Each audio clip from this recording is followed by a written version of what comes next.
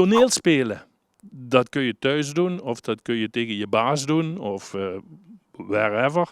Maar je kunt ook bij een toneelclub gaan en de stoute schoenen aantrekken en op een bühne straks voor publiek toneel spelen.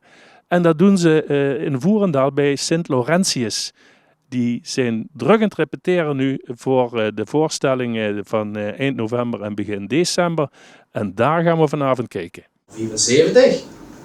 Naar glazen of wat? 274. Wat? Waar is hier voor de analyses, jong? Hier, commissaris Koenen. Dat dacht ik. Dus, pak nou die notitiebuikje. Sint Laurentius Voelender repeteert hij in dat gezellige weetschap het brandhuisje, vlak aan de kerk in Voelender. En ik kan met Rob Janssens ter vuurzitter. Wie staat er voor hen erop? In principe goed. We zijn eigenlijk in een kleine vereniging. We hebben 28 leden. Er zijn er ongeveer een 12 van die spelende leden zijn. En dan hebben we nog een hoop vrijwilligers die dus methelpen in de bühne opbouwen, de bühne ook in orde maken, met de PR zich bezighouden. Dus we staan er goed op. We zijn in de gelukkige omstandigheid dat we sinds dit keer 5 nieuwe leden erbij hebben. 6 nieuwe leden eigenlijk, moet ik zeggen. Hoeveel er ook ver metspelen. En ook jongleden, dat vind ik erg chic. Want we zijn normaal toch van een bepaalde leeftijd, zal ik zeggen. En voor dit stuk leent zich dat heel goed. En hoe we erg blij met zijn dat we nu leden hebben. We hopen dan ook dat er meer jonglui komen kijken natuurlijk. Want dat willen we natuurlijk lui hebben. Ja. Hey, en Laurentius bestaat al een paar jaar, hè? Bestond volgend jaar 90 jaar. Dus daar maken we dan een leuk feestje van. Ja. En de haste uitvoering in de Borenburg, vanzelfsprekend zou ik zeggen, 4 vuurstellingen, dat is 4 keer volle bak? Vroeger was het wel zo. We hebben helaas door corona 1 jaar niet kunnen spelen en 1 jaar zo voor een week voor de uitvoeringen moesten we helaas zeggen dat we niet gingen spelen, door de omstandigheden natuurlijk. Dus dan hebben we 1 jaar niet gespeeld en vorig jaar ook weer gespeeld, dus het jaar na corona. Maar dan merkten ze toch dat veel het niet durfden om te komen kijken natuurlijk. Ja, dan zitten we in een maand in een zaal gewoon 200-300 man in zitten. Dus maar we hopen nu met de nieuwe leden erbij dat we toch weer volle bak hebben. Ja, dat mogen we toch wel zeker hopen. Want die inkomsten van de entrees en zo zal ze nodig gaan om de huishouding een beetje op orde te houden. Ja, absoluut. We hebben echt het geld nodig. We hebben natuurlijk ook de inkomsten wat we van sponsors krijgen. Die we natuurlijk ook heel blij met zijn. Maar dit geld hebben we echt nodig. Ik bedoel, dan had ze decorstukken nodig. Dan moet je eens keer een bühne worden opgezet. En daar is het geld voor nodig. En ook voor de leden, voor willen je eens keer de leden gaan bieden naar de laatste uitvoeringen voor matinee. En dan gaan we een gezellig gaat eten samen. Zal toch al niet bekostigd moeten worden. Ja, en het feestje van het andere jaar. En het feestje van het andere jaar, ja. Ik had zo'n idee dat gaat lukken, want alle lui van Voelender en ook van Kunder en Klummen, die gaan alle een keertje schellen. Dat zou heel mooi zijn. Dus als hij in Voelender eens ergens hier beginnen van Dinter is, ook bij de Laurentius zit natuurlijk van Dinter, meerdere zelfs, maar hij is er Siem van Dinter. Wij kennen hem niet, de man is gewoon Voelender, of het nu de politiek in de Vastelovend of toneel is. Siem van Dinter is erbij. Siem, wie lang is deze dit al? 52 jaar. Vanaf 1971. Godverdomme, en de best gewoon de zuster uit wie van 60, dus de best heel vroeg begonnen. Frits, wat ringste van me. Nou, luister, ik ben heel vroeg. Ik ben heel vroeg begonnen, ja. Ik heb, het toneel is eigenlijk helemaal mijn lust in mijn leven geweest. Ik heb dat immer ontzettend graag gedaan. Ik ben ook 33 jaar in het dagelijks bestuur geweest. Waarvan ik 12 jaar voorzitter ben geweest. En ik vind het nog helemaal geweldig. Ik ben wel al een ouder, dus ik heb wel een beetje teruggeschakeld qua organisatie. En qua spelen is het niet meer zo dat ik natuurlijk die ganse grote rollen speel. Want ja, textueel werd dat natuurlijk ook het lastiger. Maar ik vind het dan nog helemaal schön om op de planken te staan. En wat ik nu zie, we hebben toch afgelopen seizoen een veer nieuwe leden erbij tussen 22 en 28 jaar. Dus de jeugd, wie de jeugd heeft de toekomst. Hè? En dat vind ik natuurlijk wel schön, want volgend jaar dan besteedt Sint Laurentius 90 jaar. En ja, goed, dat is wel ja, richting, ik zeg maar zo, richting de 100 jaar moet er toch zeker kunnen redden. Ik maak daar natuurlijk een beetje gekheid van. Maar het is een feit dat je natuurlijk op volle fronten actief bent, hij en Voelender. En we proberen met deze serie, we een beetje in te zoomen op die verenigingen, op die vereinen. En ook nu een beetje aan te moedigen van... Nu toch ook een smid. Ja. Maak dich lid, toch het. Wat zou nu die statement zie je naar de lu van het fijne om bij een verein te zien? Nou, luister, dat is natuurlijk de gezelligheid, de saamhorigheid. Ik krijg er adrenaline van. Weet je, wanneer ze met dingen bezig zijn, niet alleen op de planken staan, maar ook achter de schermen op vrijwillig basis dingen doen. Ook bij andere verenigingen, van als er hier Voelender gaat te doen is. Ja, goed, ik merk toch wel dat er dus toch wel vanuit de jonge generatie, de jonge garde, is er minder animo als vroeger. Die willen zich niet meer bingen. Kijk, in het verleden was het namelijk zo, hè, van, er was lid van de vereniging, er moest de repetitie, et cetera, en dat wordt meestal op vaste dag. Maar die huidige generatie, die wil wel sporten, cultuur beleven, et cetera, en ook aan dingen meedoen, maar wel binnen hun eigen agenda. En dat werd af en toe wel eens lastig. We hebben bijvoorbeeld bij Sint-Laurentius vroeger over 3 weken lopen gestopt met de repetitie. En dan ging van volle poelen door. Maar nu is het gewoon... we beginnen ergens in april, mei. En dan gaat het gewoon door tot aan november. Maar met onderbreking van, dan is het weg. En dan zijn er 3 in het toe. En dan zijn er 2 in het toe. En ik denk dat van nu de derde of de vierde repetitie vandaag hebben. Hoeveel dus met de ganse groep hier zijn. Tot aan november, wanneer we moeten spelen. Dan zijn we gewoon continu bij elkaar. Hè. Dus dat is niet meer zo. Dus dan moet ik zeggen van... ik ga nog eens even een week op vakantie of dat gaat dus niet. Maar kijk, ik wil ook bijvoorbeeld wat er toneel betreft... die jonge generatie oproepen. Dat is gewoon een ontzettend leuke hobby. We hebben heel veel spas en plezier. Er werd ook heel gewerkt, maar het is ook...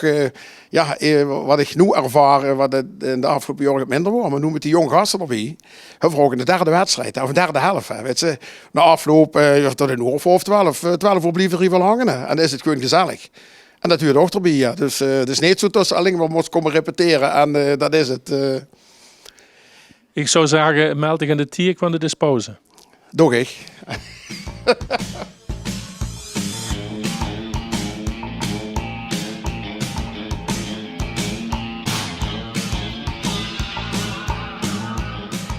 Quincy Grootjans is de regisseur van Sint-Laurentius Voelender.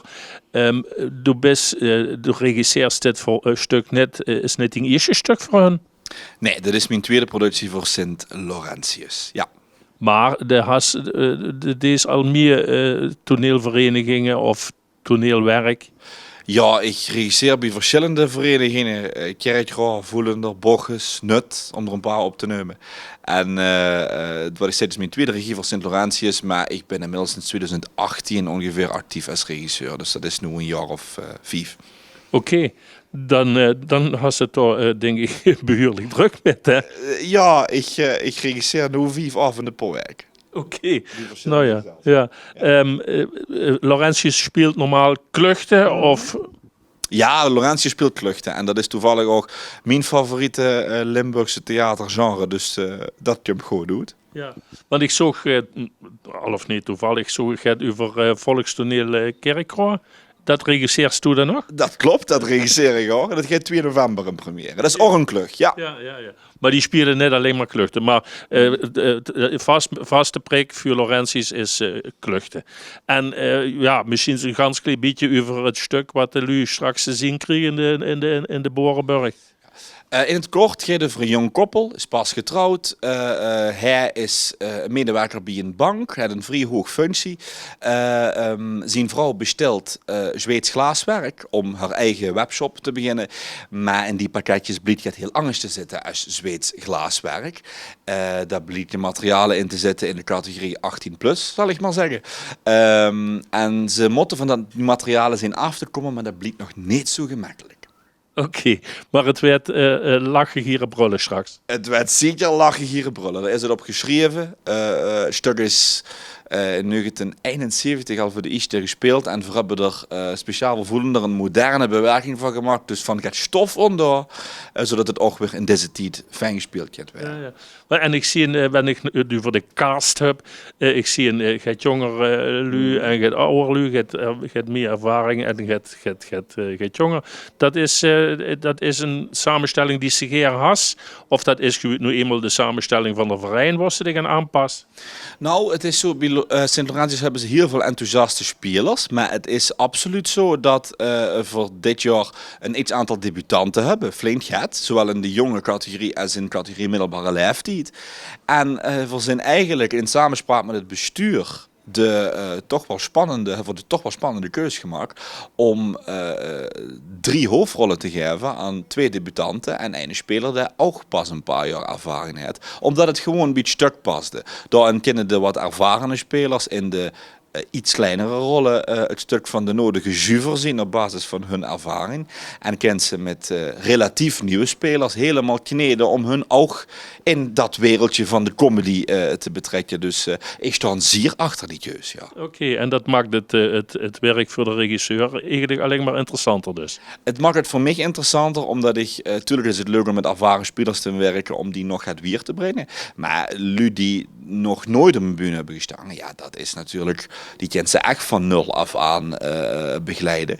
En zo wie altijd is de tijd kort, dat is ook hier het geval. Dus het is een snelkookpan hoe ze in terecht komen, maar ze doen het erg goed, moet ik zeggen, tot nu toe. Dan moeten we dan maar vlot nog komen kijken in december. Ja. 25 november is de première en 26 november wordt gespeeld. En 2 en 3 december. Ja, zeg ik het goed. Oké. Daar had het gehuurd. En ligt het echt goed de deze met die hangwaan, ik wil het ook huren. Dus Kats vangt Vita. Dat betekent ze gaat wie mooie Zweedse glazen. Daar wil ik hebben. Mooie Zweedse glazen. Mijn god, die Zweden zijn blij dat ze ze een gek gevangen hebben. De regisseur zag het al, de 2 hoofdrolspelers van het stuk van Laurentius Voelender, dat zijn alle 2 debutanten. En het zijn Marieke en Erik. En ja, we gaan dus dat juist even zitten bekijken, maar dat is pittig, hè? Dat klopt, ja. Maar we hebben nog even tijd, maar ik heb er vertrouwen in dat het wel goed gaat komen. Ja. En wie kunt dat zo dat ze dacht, ik gewoon bij de toneelclub? Ja, ik ben toch wel zeker een aantal jaar ook gaan kijken naar de andere spelers die wat er al een aantal jaar ook in zitten. En ja, ik bleef gewoon immer met plezier daar naartoe komen. Ieder jaar opnieuw sinds dat ik daar ben geweest. En ja, op een gegeven moment een beetje in de wandelgangen. Ja, de kinderen natuurlijk ook wel lui die wat aan met spelen, dat kans is met. En ja, zodoende komt ze er eigenlijk wel een beetje in terecht. Ja. Ja, want om op een bühne te gaan staan en ja, de moel open te trekken, zal ik maar zeggen, voor een zaal. Dat is een, ja, voor u durven dat niet, maar als ze dat leuk vindt, dan is dat heel erg leuk. Ik ga erover metkallen. Maar wie zou dat bij dicht dan? Ik heb het eigenlijk ook altijd wel gewild, maar nooit die stap durven zetten. Dus eigenlijk al als kind vond ik toneel spelen, dansen. Ik dans ook al jaren, dus heb ik altijd leuk gevonden. Maar Ja, dat bedoel ik. Dat ze misschien andere dingen had gedaan voor dat ze dit wist gaan doen. Maar daar had ze met dansen ook echt opgetrokken. Ja, we hebben wel eens in de Schouwburg gestaan met dansen, met de Ritmo Jazzballet. Ja. Oké, ja, dat is best een grote naam in dat circuit. Hè? Ja. Hey, en nu meteen hoofdrolspeler gebombardeerd. Enorme lappen tekst natuurlijk. Ja, ja dat moet er een beetje liggen natuurlijk. Er zijn natuurlijk ook allemaal verschillende manieren ja, wie ze zich zo gaat kunnen aanleren. De ene leert het natuurlijk sneller dan de andere. Ja, nu weet ik van mij persoonlijk dat ik met dingen uit de kop moet leren of zo, dat ik daar niet echt bepaald moeite met heb.